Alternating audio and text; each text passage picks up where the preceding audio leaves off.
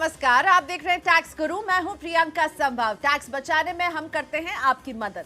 समझिए टैक्स की सही देनदारी और नियमों को फॉलो करते हुए कैसे आप सही रास्ते से बचाएं अपना टैक्स। टैक्स कैलकुलेशन की बारीकियों से लेकर टैक्स नियम के टेढ़े पेज सब सुलझाएंगे टैक्स गुरु के गुरु मंत्र। और आज टैक्स से जुड़े गुरु मंत्र देने के लिए हमारे साथ हैं, यानी आपके तमाम सवालों का जवाब देंगे टैक्स एक्सपर्ट शरद कोहली। शरद जी नमस्ते। बहुत सारे हमारे पास आपके लिए सवाल हैं, लेकिन शरद जी से बातचीत बढ़ाएं उससे पहले आज किन टॉपिक्स पर है हमारी नजर। टैक्स गुरु में आज समझेंगे फॉरेन करेंसी में अगर कमाई होती है तो टैक्स की देनदारी को कैसे कैलकुलेट करना है आपको। एनआरआईज के लिए भारत में बैंक अकाउंट खोलने के क्या है नियम और इस पर मिलने वाले ब्याज पर क्या आपको देना होगा टैक्स, और जानेंगे कि क्या रिटायरमेंट के वक्त मिलने वाले पैसे पर चुकाना होता है टैक्स। तो टैक्स की अलग अलग तरह की देनदारी और आप कैसे इसे सही तरह से समझें, सही तरह से अदा करें, यही जानने वाले हैं। लेकिन बात करते हैं कि अगर आपकी कमाई होती है फॉरेन करेंसी में तो इस पर टैक्स के किस तरह के नियम लागू होते हैं। शरद जी, दो सिनेरियो आपके सामने रखते हैं। एक तो कोई भारत में रहता हो, फॉरेन करेंसी में कुछ अर्न कर रहा हो, और दूसरा विदेश में रह करके अगर जब फॉरेन करेंसी में आपकी अर्निंग होती है, दोनों में टैक्स के नियम किस तरह से लागू होते हैं। देखिए, बिल्कुल आपने जो दूसरा हिस्सा पूछा ना प्रियंका, वो पहले हिस्से का जवाब उसके अंदर छुपा हुआ है। तो नियम यह है कि अगर आप 182 दिन से भारत से बाहर रहते हैं, 182 दिन से ज्यादा बाहर रहते हैं, तो आपकी जो विदेश से आने वाली इनकम है, जो आप विदेश में कमाते हैं, उस पर भारत में टैक्स नहीं लगेगा। और अगर आप 182 दिन या उससे कम भारत में रह रहे हैं तो फिर आपकी जो विदेश में भी कमाई जाने वाली इनकम है उस पर आपको भारत में टैक्स देना पड़ेगा। मतलब भारत में आपको उसको डिस्क्लोज करना पड़ेगा अपने रिटर्न में। और रिटर्न में हम जानते हैं एक शेड्यूल बनाया गया है FSI, जिसका नाम है फॉरेन सोर्स इनकम, उसमें आपको उसको दिखाना पड़ेगा। परंतु कई दफे क्या होता है प्रियंका कि वो उस इनकम पे यहां पर भी हम टैक्स देते हैं और जिस देश में वो कमाई जा रही है वहां पर भी टैक्स लग जाता है। तो ऐसे हालात में इस चीज पे राहत देने के लिए डबल टैक्स अवॉइडेंस अग्रीमेंट, जो उस देश के साथ, ज्यादातर देशों के साथ भारत का है, उसके अंडर रिलीफ मिल जाता है। कहने का मतलब ये, अगर आपका वहां टैक्स कट गया है तो आपको यहां नहीं देना पड़ेगा, अगर आप यहां दे रहे हैं तो शायद आपको वहां ना देना पड़े। तो इसलिए ये एक सुविधा दी गई है टैक्स पेयर को कि दो जगह उनको टैक्स नहीं देना पड़ेगा। और 182 दिन, इसका एक कैलकुलेशन आपके पास होना चाहिए। 182 दिन से ज्यादा अगर आप बाहर रहते हैं तो आपको फिर जिस देश में आप रह रहे हैं वहां पर टैक्स अदा करना होगा। ठीक है बिल्कुल। और अपने आपके पासपोर्ट से ये निकल के आ जाता है। अब अपने पासपोर्ट पे जब भी आप यहां से जाते हैं प्रियंका, उस पे स्टैंप होती है, वापस आते हैं स्टैंप होती है। तो बहुत आसान तरीका, कुछ लोग क्या करते हैं, आते जाते रहते हैं तो 182 दिन एक साथ नहीं बनते हैं। तो उसमें आपको पासपोर्ट की इन और आउट के बीच का जो गैप है वो काउंट करके आप 182 दिन कैलकुलेट कर सकते हैं। चलिए अब सवालों के सिलसिले को शुरू करेंगे। अशरफ जिसानी जी का सवाल सबसे पहले लेते हैं। इनकी बेटी कनाडा में पढ़ रही है और साथ ही में पार्ट टाइम जॉब भी कर रही है, जिससे कुछ कमाई भी हो रही है इन्हें। अशरफ पूछ रहे हैं कि बेटी का रिटर्न कैसे फाइल किया जाए, क्या ये भारत में रिटर्न भर सकते हैं, और अगर हाँ तो कौन सा फॉर्म इन्हें इस्तेमाल करना, और अगर नहीं तो कहाँ और कैसे रिटर्न फाइल करें, साथ ही रिटर्न भरने की आखिरी तारीख क्या होगी। अशरफ जी, बेटी आपकी कनाडा में रहती है। जैसा कि अभी हमने थोड़ी देर पहले बताया, अगर वो 182 दिन से ज्यादा कनाडा में है उस वर्ष में, जिस वर्ष में, भारतीय वित्तीय वर्ष की मैं बात कर रहा हूं, भारतीय वित्त वर्ष के हिसाब से 182 दिन अगर वो ज्यादा कनाडा में है तो उस पार्ट टाइम इनकम पर अशरफ भाई आपको इंडिया में टैक्स उनका देना पड़ेगा। पर अगर वो 182 दिन से ज्यादा बाहर हैं तो फिर उस पर नहीं देना पड़ेगा। अब अगर वो ऐसा है, पहले वाली सिचुएशन है, तो आप यहां पर उनके रिटर्न फाइल करिए। फॉर्म 2 में रिटर्न फाइल होगा, FSI शेड्यूल में दिखाना पड़ेगा। 31 जुलाई पिछले साल तक जो लास्ट डेट थी उसी को मान के चलते हैं, उसमें कोई फेरबदल नहीं होगा। 31 जुलाई तक उनको अपनी रिटर्न यहां फाइल करनी पड़ेगी। और हां प्रियंका, अगर कनाडा में कोई इनकी बेटी का टैक्स कट गया है तो अशरफ जी कोई चिंता की बात नहीं है, उस टैक्स की रिसीट संभाल के रखिए, उसका क्रेडिट आपको भारत में मिल जाएगा। और अगला सवाल पूछेंगे गुरप्रीत आहूजा, जो हमारे साथ जुड़ चुके हैं फोन लाइन पर। नमस्ते गुरप्रीत जी, कैसे हैं आप, कैसे मदद करें आपकी। नमस्कार जी। नमस्कार। मेरा क्वेश्चन ये है कि हम इंटीरियर और रेनोवेशन के जॉब में हैं, हाँ। तो हमारे को एनुअल रिसिप्ट जो भी मिलता है, रेवेन्यू मेरे को जनरेट होता है, अप्रोक्सीमेटली 70-80 लाख होता है। हाँ जी। और मेरे फादर भी इसी काम में है तो उनका भी इतना ही होता है, अनुमान अच्छा। 80-85 लाख। अच्छा। तो अगर हम अंडर सेक्शन 44 AD में हम अप्लाई करते हैं तो क्या हमें रिटर्न फाइल करना है करना है कि नहीं करना, और कितना टैक्स हमें पे करना है? बिल्कुल गुरप्रीत जी, आपने बताया कि आपका इंटीरियर का काम है, रेनोवेशन का काम है, आपके फादर का भी यही काम है, और दोनों में आपको करीब 70-80 लाख का ग्रॉस रिसीट होती है। तो उसमें सेक्शन 44 AD गुरप्रीत जी बिल्कुल अप्लाई करता है। जैसा कि आपको पता होगा, 6% अगर आप डिजिटल ट्रांजैक्शंस करते हैं, 8% अगर आप डिजिटल ट्रांजैक्शंस नहीं करते हैं, उतना आप प्रॉफिट कैलकुलेट करिए। मेरा कहने का मतलब, मान लीजिए 70 लाख आपकी मान ली, तो 70 में से अगर हम 6% लगाएं प्रियंका, तो 4,20,000 के करीब आता है, तो वो आपका टैक्सेबल प्रॉफिट हो जाएगा। और अगर आप उसको 8% लेके चल रहे हैं तो 5,60,000 हो जाएगा। ये मैं मान के चल रहा हूं अगर आपका 70 लाख है। जी हां, बिल्कुल 44 AD का आप बेनिफिट ले। 6% या 8% दोनों अलग अलग, पर उन्हीं के नाम से बिजनेस होना चाहिए, ये ध्यान रखिए आप। ऐसा नहीं है कि अपने फादर के नाम कुछ रिसीट्स ट्रांसफर कर देंगे, उनके नाम से बैंक अकाउंट होना चाहिए, उनके नाम में ही रिसीट्स आनी चाहिए, आपके नाम में अलग आनी चाहिए। अगर ऐसा हो रहा है तो बिल्कुल आप सुगम नाम का फॉर्म है, आपको जानकारी होगी, उसमें फाइल करिए, 6% 8% पे टैक्स कैलकुलेट करके जमा करिए। कोई प्रियंका इनको खाते भी मेंटेन करने की जरूरत नहीं है, तो बहुत ही आसान आपके लिए हो जाने वाला है गुरप्रीत जी। तो 44 AD का पूरा फायदा उठाइए गुरप्रीत जी। झांसी से DRS यादव अब हमारे साथ हैं। नमस्ते यादव जी, पूछिए अपना सवाल, कैसे मदद की जाए आपकी? हेलो सर, नमस्कार। नमस्कार जी, नमस्कार। 2018 को रिटायर हुआ हूँ। अच्छा। और मुझे ग्रेचुटी करीब 16 लाख और 16 लाख के आसपास PF फंड और 6 लाख रुपए इन्वेस्टमेंट, अच्छा, ये सब मिला है। तो मैं ये जानना चाहता हूँ मेरी टैक्स लायबिलिटी क्या बनेगी? बैंक ने मेरा 70,000 पहले TDS काटा, बाद में वापस कर दिया, तो मुझे किस अमाउंट पे ये टैक्स देना पड़ेगा? मैं समझ गया यादव साहब, आपका जो पहले तो टैक्स काट के वापस किया, इसका मतलब यह है कि उनको लगा होगा कुछ कैलकुलेशन में उन्होंने टैक्स काट लिया जो कि शायद नहीं बनता था। खैर, हम आपको बता देते हैं, आप खुद देख लीजिएगा कि ये बनता है कि नहीं बनता है, वो जो मिस्ट्री है। और प्रियंका, इतने सारे पैसे मिले हैं एक साथ, बड़ी खुशी होती है रिटायरमेंट में पैसे मिलते हैं जब इतने सारे सोर्सेज से। जी हाँ, जो आपको ग्रेचुटी मिली है उसके लिए यादव साहब 3 कंडीशंस है। पहला, 20 लाख आप एक तरफ रखें, उसके बाद 15 दिन की सैलरी जितने साल आपने काम किया है उससे मल्टीप्लाई करके उसको एक तरफ रखें, और जो ग्रेचुटी एक्चुअली मिली है उसको एक तरफ रखें।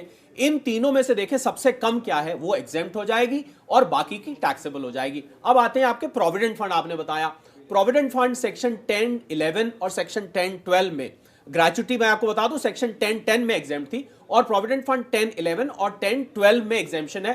5 साल से ज्यादा मुझे लगी रहा है आपने सर्विस करी है, पूरा का पूरा प्रोविडेंट फंड आपका एग्जेम्प्ट हो जाएगा। अगर प्रियंका किसी ने 5 साल नहीं भी करी हो और वो जल्दी छोड़ देते हैं 5 साल से, परंतु प्रोविडेंट फंड को 5 साल तक रखते हैं, तब भी वो सेक्शन 10, 11 और 12 के अंतर्गत एग्जेम्प्ट हो जाता है। तो ये हुआ आपका प्रोविडेंट। अगर आपको मान लीजिए कोई कम्यूटेड पेंशन भी मिली है यादव साहब, तो वो भी अगर ग्रेचुटी के साथ मिली है तो 1/3 वो भी आपकी एग्जेम्प्ट हो जाएगी। तो देखिए कितने सारे आपको एग्जेम्पशंस मिल रहे हैं। अब आप समझ गए होंगे क्यों उन्होंने वापस कर दिया आपको, शायद इसी वजह से उन्होंने वापस किया होगा। और अब बैंगलोर से डॉक्टर श्री शैला हमारे साथ जुड़ रहे हैं। डॉक्टर साहब नमस्ते, बताइए क्या समस्या आ रही है टैक्स को लेकर के? मैं एक सीनियर सिटीजन हूँ। मेरे पास एक मेडिक्लेम और टॉप अप पॉलिसी भी है फॉर सेल्फ एंड फैमिली। ठीक है।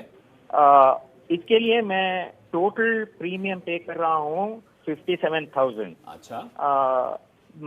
मेरा पास 3 क्वेश्चन है। हाँ जी। पहला क्वेश्चन है, क्या मुझे senior citizen benefit to a maximum of 50,000 available होगा, या since my wife is not a senior citizen, अच्छा ठीक है, एंड माय डॉटर टू, मेरा लिमिट 25,000 ही होगा सेक्शन 80D के हिसाब से। ठीक है।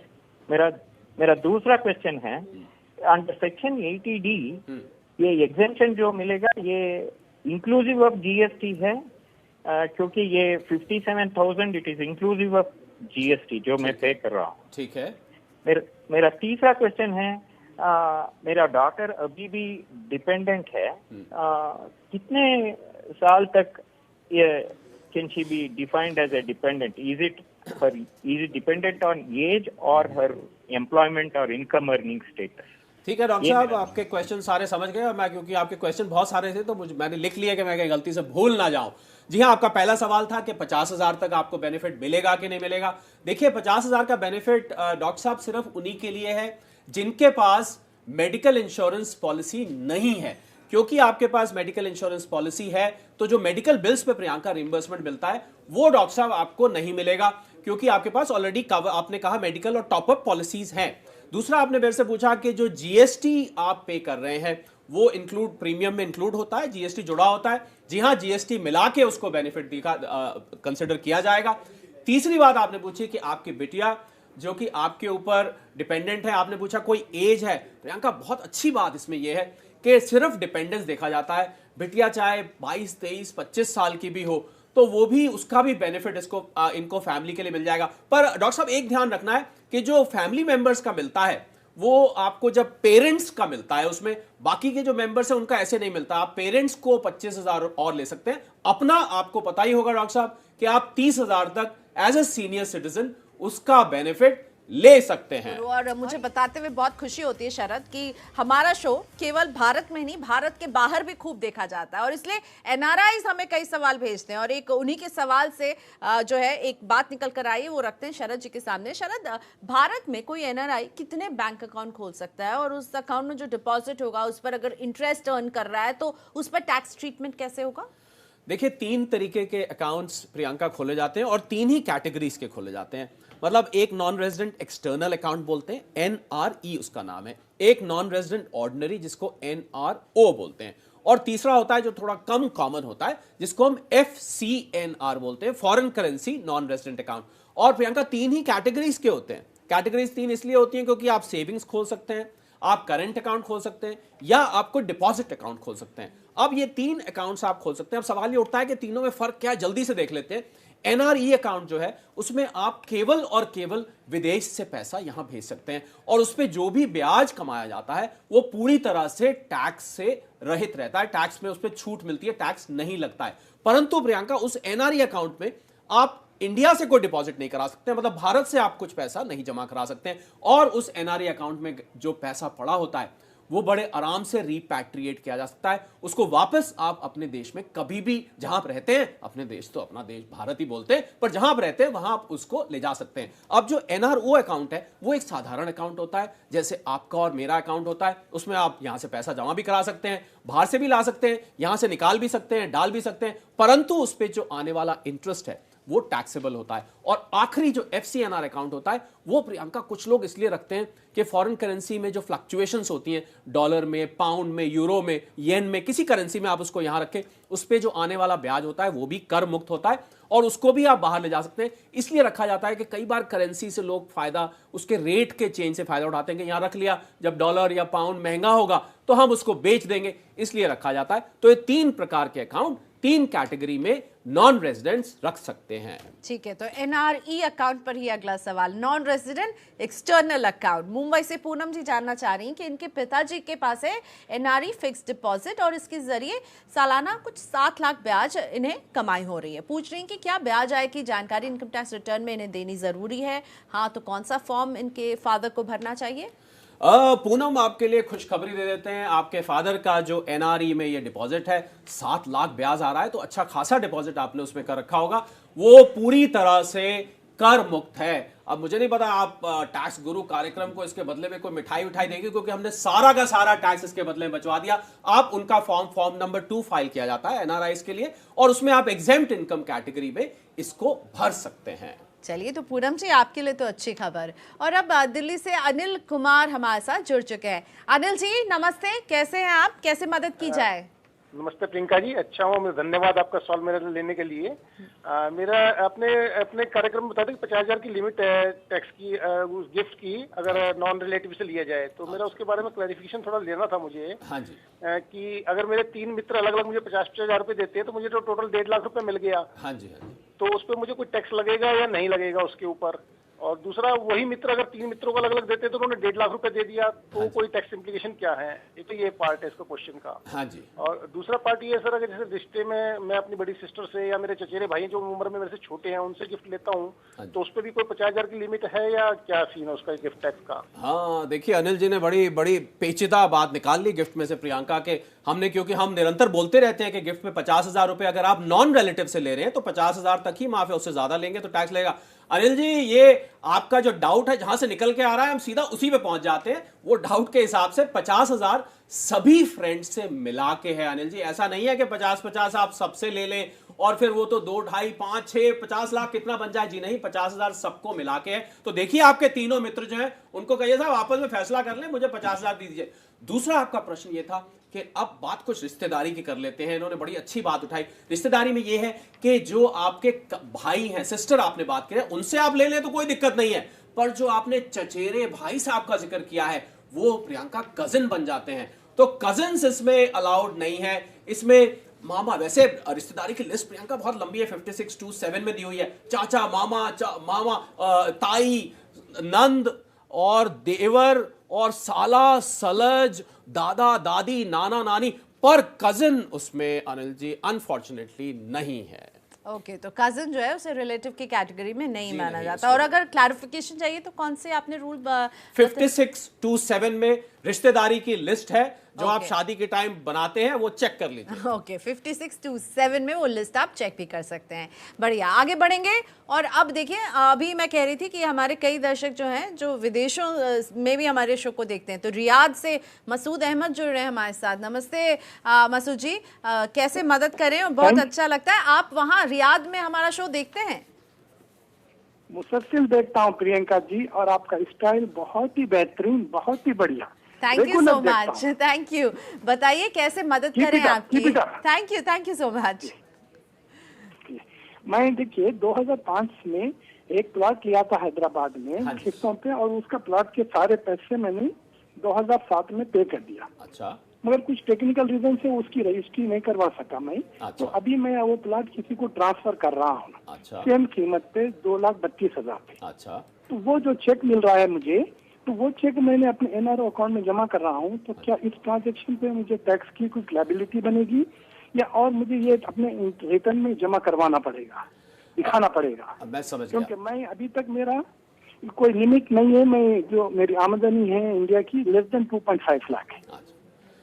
मसूद भाई, बिल्कुल आपने बिल्कुल वाजिब क्वेश्चन पूछा है। जी हाँ, आपने 2,32,000 का लिया था और 2,32,000 में ही ट्रांसफर कर दिया। तो पहली बात तो कोई कैपिटल गेन इसमें नहीं बन रहा है। आपने एनआरओ में डिपॉजिट किया, परंतु ये ट्रांजैक्शन आपको रिटर्न फॉर्म 2 फाइल करके आपको जो स्केड्यूल CG होता है, जिसको स्केड्यूल कैपिटल गेन कहते हैं, उसमें भर के ट्रांजैक्शन को आपको जरूर दिखाना चाहिए। क्योंकि आपकी अन्य कोई इनकम नहीं है, तो मुझे नहीं लग रहा और कोई टैक्स लगने वाला है, परंतु इस ट्रांजैक्शन को दिखाना जरूरी है। और प्रियंका, मैं इनको एक बात कह दूं कि प्रियंका के स्टाइल के जितने भी टैक्स गुरु यहाँ आते हैं वो सभी के सभी कायल हैं, खाली आप ही नहीं, टैक्स गुरु भी इनको देखते हैं। थैंक यू सो मच शरद जी, आपका भी। तो मसूद जी, फॉर्म 2 में शेड्यूल CG का आपको ख्याल रखना है, ये इस सलाह आपको शरद दे रहे हैं। और अब पटियाला के लखबीर सिंह जी का सवाल रखते हैं, देखते हैं कैसी मदद हो पाएगी उनकी। ये हैं 68 वर्ष के, सरकारी नौकरी से रिटायर हो चुके हैं, पेंशन मिल रहा है और दिल की बीमारी से जूझ रहे हैं। इन्होंने 3 लाख के मेडिकल बिल जमा किए, लेकिन सरकार ने सिर्फ